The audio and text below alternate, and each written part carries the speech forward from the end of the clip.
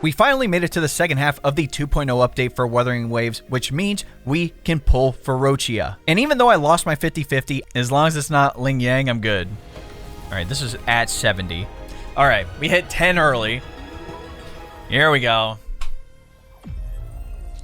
Oh, brother, this guy stinks! I still want to talk about why she's one of the best sub-DPS characters, especially for Camellya and Havoc Rover. So if you've been looking for a build guide, I got you. I'm going to be covering all the upgrade materials you're going to need, a full kit breakdown, what your weapon options are, the best echo sets to use, and what teams to use her on. Let's not waste any time and dive right into it. Addressing the elephant in the room. If you have Sanhua, should you even pull for Roccia? I will say with Sanhua, you do have a very fast rotation being able to change to your main DPS very quickly. But even with S6 Sanhua versus S0 Roccia, she can barely keep up damage-wise, and there are multiple other benefits with Roccia that Sanhua can't take advantage of. But if you are debating on pulling for her, her strengths do include being the premium Havoc sub-DPS unit for characters like Camellya. Just like how Zezha is the premium unit for Carlotta, Roccia is the same one for Camellya. Number 2, she can take full advantage of the Midnight Veil Echo set, which not only increases her Havoc damage, but also gives a Havoc damage percentage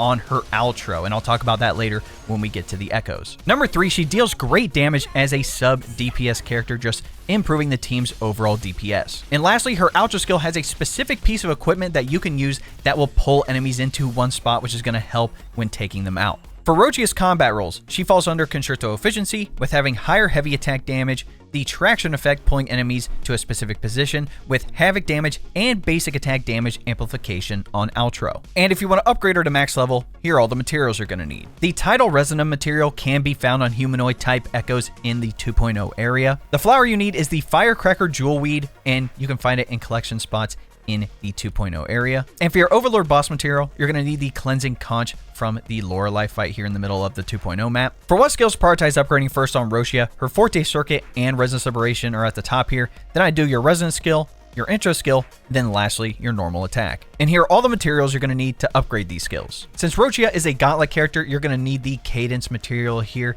and you can get them from Forgery challenges either in the 1.0 or 2.0 areas. But note, if you do it in the 2.0 area, you can also get the Tidal Residums too. For your Calamity boss material, you're going to need the Netherworld Stare from the Hecate boss fight. And note, you can only do 3 Calamity bosses a week, so if you want to upgrade Roccia quickly, I would recommend using all 3 of your attempts on this boss. To get the most out of Roccia's kit for her and your main DPS character, we need to understand how her kit works. First up, Roccia's Forte bar uses what's called Imagination, and she can hold up to 300. As you can see on her Forte bar, it's cut up into 3 different sections. Each one of those will hold 100, and you gain it by either dealing damage with your normal attacks, and you're guaranteed 100 if you use the Resonance skill or your intro skill. With your basic attack, you can perform up to 4 consecutive attacks, and note with the intro skill, again, you'll come in, you'll deal Havoc damage, and if you use the basic attack, you'll automatically follow up with the basic attack stage 4. With the heavy attack, if you hold your basic attack button, it will consume stamina, but it will also build Roccia's Imagination bar. The heavy attack will automatically be cast whenever you release the basic attack button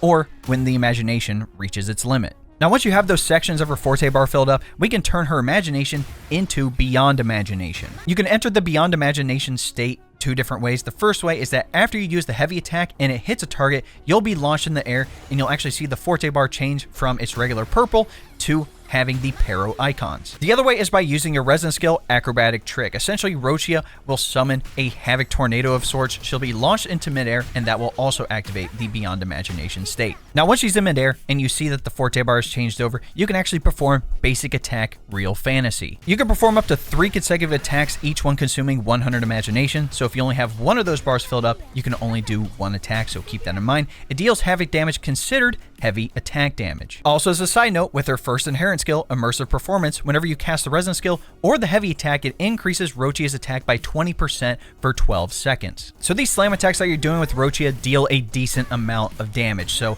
the big thing is being able to build up that bar quickly. So if you use the intro skill, use your basic attack 4, and then use your Resonance skill, that will fill up the bar all the way up to 300. If you do the heavy attack and hold it all the way up to the second charge, you'll follow up with 3 attacks there as well, as long as the last attack hits a target. Now, her Resonance Liberation is really cool. So not only do you deal Havoc damage that's considered heavy attack damage, for every 0.1% of Roccia's crit rate over 50%, this skill increases the attack of all Resonators in the team by 1 point for 30 seconds up to 200 points. So as long as you have 70% crit rate, you can give your entire team a 20% attack bonus regardless of their attribute type. With her outro skill, not only do you buff havoc damage by 20%, your basic attack damage by 25% for 14 seconds, with her second inherent skill, super attractive magic box. Upon casting her outro skill, the utility of the incoming resonator is replaced with magic box. Now the main use of the box is pulling those targets into one location. It does deal 100 points of havoc damage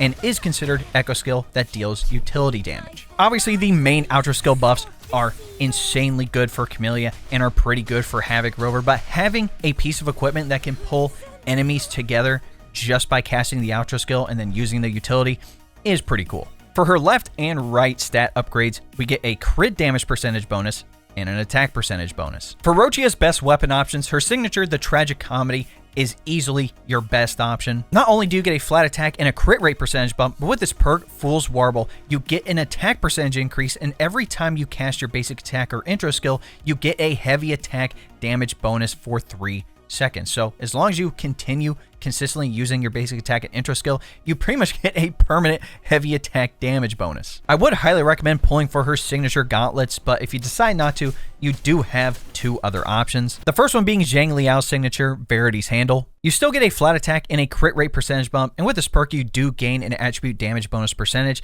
but the second half of the perk, where when you use your Resonance Liberation, the wielder gains more Resonance Liberation damage for 8 seconds, doesn't really work for a character like Roccia, so this is more of a stat stick. And the other one would be the standard 5-star Abyss Surges. You get a flat and an attack percentage bump, and with this perk, Stormy Resolution, you do get an energy regen percentage bump, but with the other half of the perk, where when you hit a target with your resonance skill, you get basic attack damage bonus and vice versa, that doesn't really work for Roccia either. If you don't have any 5-star gauntlets, don't worry, there are a couple of 4-star ones you can use. The first one being Stonard from the Battle Pass. You get a flat attack and a crit rate percentage bump, and with this perk, Wall Breaker, when you cast your resonance skill, it increases the wielder's resonance liberation damage by 45%, lasting 15 seconds.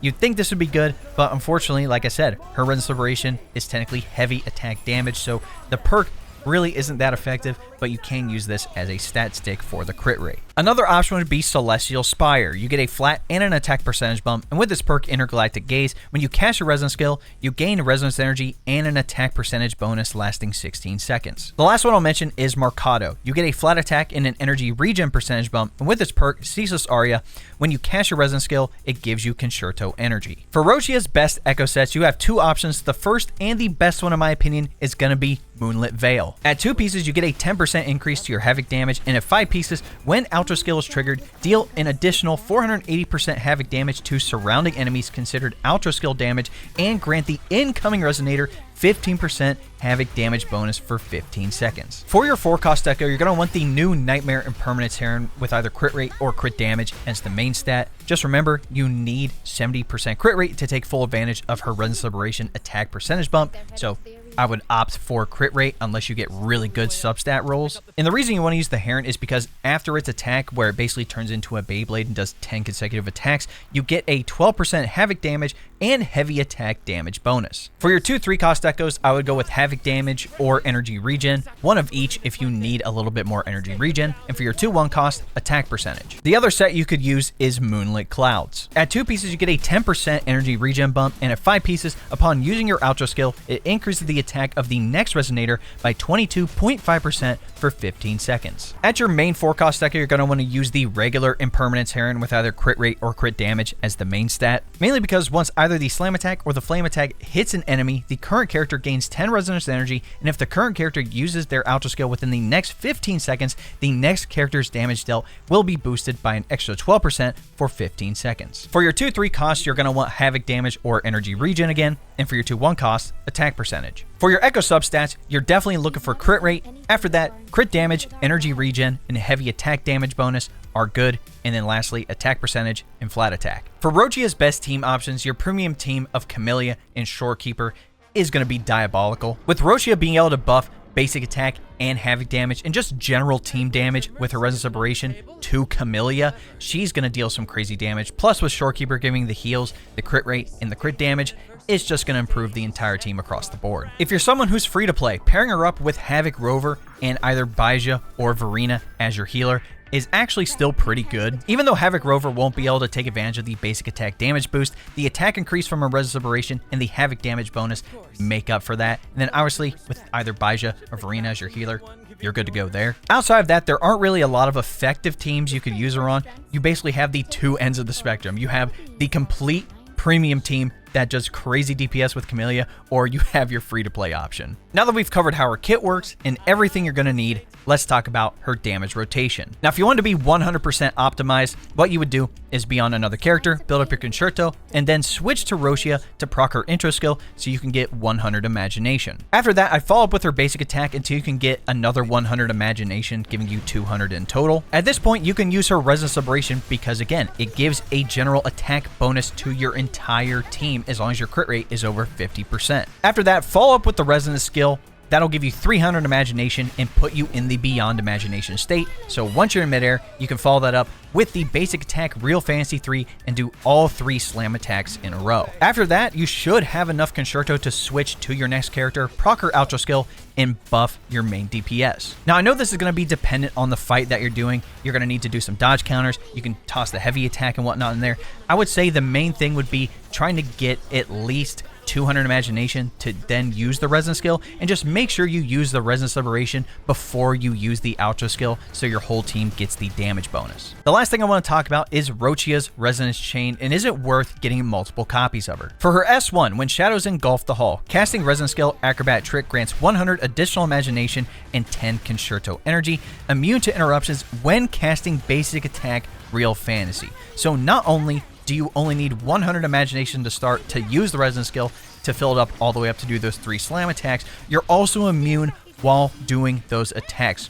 Her S1, 100% worth it. Her S2, when Lunasight gleams, casting basic attack Real Fantasy grants all resonators in the team 10% Havoc damage bonus for 30 seconds, stacking up to 3 times. Upon reaching max stacks, it grants all resonators in the team 10% additional Havoc damage bonus for 30 seconds. If you're someone who is a Camellya main, this one is going to be extremely good for her as well. Her S3, when the heart sees and hands feel, casting intro skill increases Roccia's crit rate by 10% and crit damage by 30% for 15 seconds. So if you want to go for a lower crit rate and have a higher crit damage, you totally can. Her S4, when wonders gather in the box, casting a Resonance skill increases your basic attack Real Fantasy's damage multiplier by 60% for 12 seconds. Her S5, when dreams are reborn on stage, increases her Resonance Liberation damage multiplier by 20% and the heavy attack damage multiplier by 80%. And lastly, her S6, when golden wings fly. This has a long description, so stick with me. When casting a Resonance Liberation, it grants the following effects for 12 seconds. Number 1, her basic attack Real Fantasy ignores the enemy's defense by 60%. Number 2, after the stage 3 hit of basic attack Real Fantasy, she reactivates Beyond Imagination,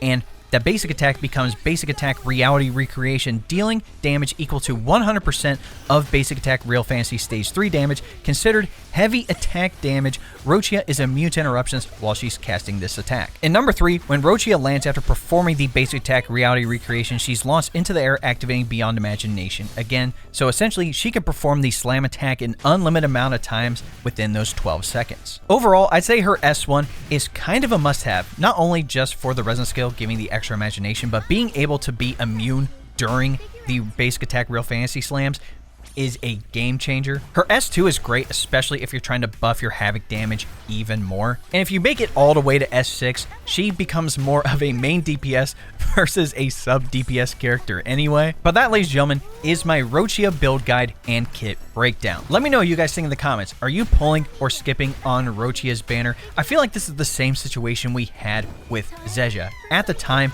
during 1.2, Zezha didn't really have any crazy character she could boost outside of Jinshi, so people were like, maybe I'll just skip on Zezha. But then when Carlotta came out, everyone's like, oh my goodness, I need Zezha to make my premium Carlotta team. I feel like we're having the same thing with Roccia here. Like, people are underestimating her a lot, in my opinion, and especially for people who have Camellya, she is the best in slot option. Like I said, I lost my 50-50, which is tragic because I got another copy of Ling Yang. He's S5 now. If I get him S6, I'll make a whole video on him. And like I said, I already have S6 Sanhua. We're getting the skin. I want to see the skin in action, so I'm totally fine with missing out on her banner for now. In any event, let me know how your Roccia and Jinchi pulls are going this banner, or are you going to be saving for 2.1 where we're going to be getting Phoebe and Brant? Personally, I'm looking forward to Phoebe, but Brant might low-key be the move, especially since I am the #1 Chang-Li defender. In any event, if you enjoyed the video, be sure to drop a like on it, subscribe to the channel, and turn on that bell next to notifications so you don't miss out on any other Wuthering Waves content we're dropping here on the channel. We also live stream here on the channel and then also over on Twitch. That link will be in the description. I know right now we have Twitch drops available for the game, so if you want some extra materials and some Astrite, be sure to stop on by. Also, if you want to join my community, hop in the Discord. We have an entire channel dedicated to Wuthering Waves, so if you want to post anything from images to build guides to anything like that, come on over. We're also talking about other games, including other gacha games, PC tech, anime, and more. Lastly, if you want to help the channel even more, you can look into becoming a member. If you don't know what a membership is, it's essentially like a Twitch subscription. Again, you're going to gain access to the exclusive emotes, the monthly badges, and the big thing on the channel, which is getting access to all my long-form videos early. So if you'd like more information, all you have to do is press the join button next subscribe, and that'll give you a rundown with all the details you need. All right, ladies and gentlemen, it's been your boy. We'll catch you in the next one.